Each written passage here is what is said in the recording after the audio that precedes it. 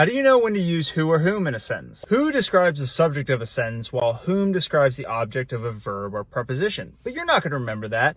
So let me just give you some examples and then I'll tell you how I think about who versus whom. Who ate my sandwich? The new guy who has lots of experience started today. Whom did you contact? My wife, whom I love dearly, ate my sandwich. The car was driven by whom? Also, if you're enjoying this so far, give me a like or follow. You might like some of my other videos where I help you level up your vocabulary, writing, and speaking skills. Here's how I think about it. If one of the next words after who or whom is going to be another person or pronoun, you probably should use whom.